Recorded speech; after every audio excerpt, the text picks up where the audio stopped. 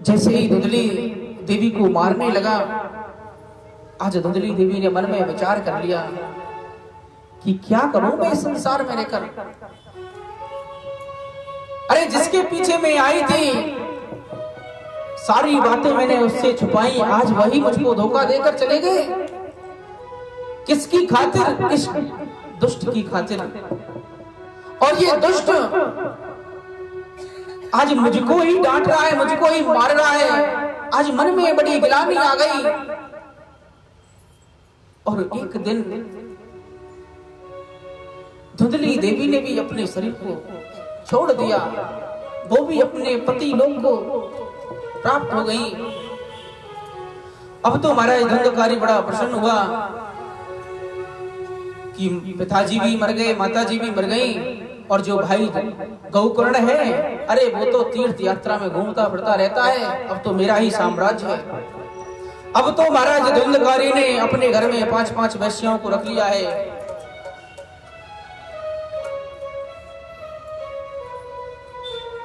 और उन वैश्याओं को धन लाकर देता, चोरी करता, जितना भी धन चोरी में आता उनको दे देता।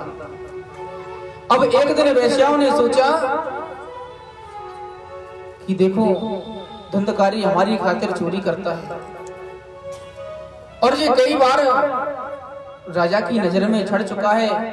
यदि राजा को मालूम पड़ गया तो इसके साथ कहीं हम नहीं पकड़े जाएं, कहीं चने के साथ बना ना पिस जाए। अब तो महाराज एक दिन उन 5 वेश्याओं ने मिलकर धंधकारी को मद का पान किया है। मद का पान करा करके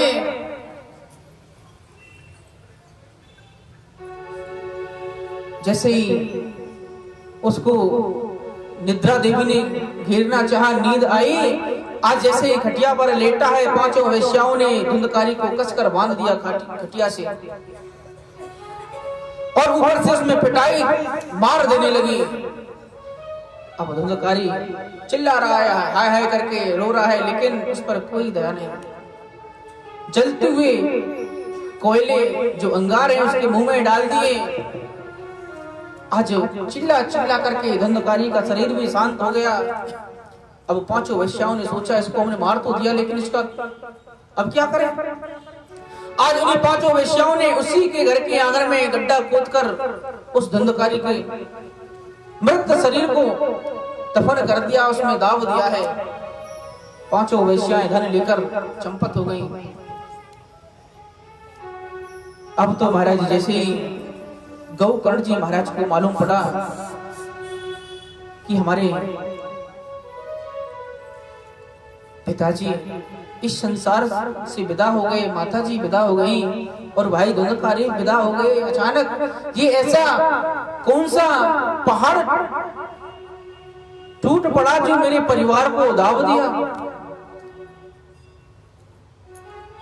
आज उनके निमित्त, अपनी माता पिता भाई के निमित्त गौकर्ण जी ने गया में जाकर के पिंड दान किया। और एक दिन अर्धरात्रि के समय अपने नगर की तरफ आए, मन में विचार करने लगे कि आज मैं अपने गांव में रुक जाता हूं और प्रातः वेला सभी गांव वालों से मिल लूंगा, मेरा जन्म स्थल है।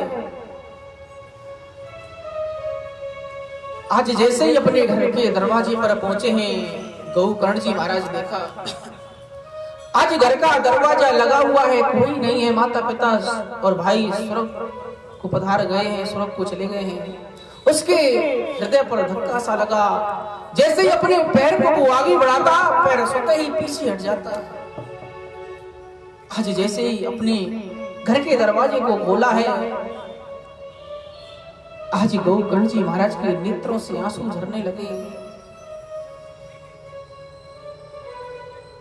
और बार बार यही कह रहे हैं, पिताजी मैं तुमसे कह के गया था कि मैं जो तीर्थ करने जा रहा हूं उसका फल मैं अपने पिताजी को दूंगा, और तुम मुझको यहां दिखाई नहीं दे रहे। तुम भाई धुंधकारी को डांटते थे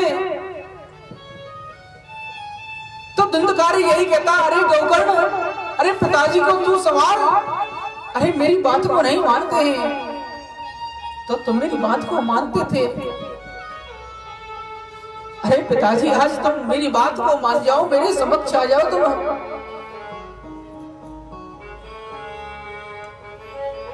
अरे जिस उंगली को पकड़कर तुमने इस आंगन में मुझको घुमाया था, आज मैं उस आंगन में अकेला कैसे घूमूं?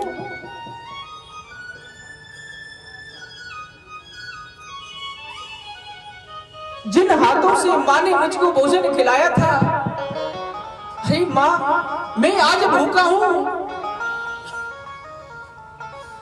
अरे मैं तीर्थ करके आया हूं, रास्ते में मैंने कोई भोजन नहीं किया, तो मुझे अपने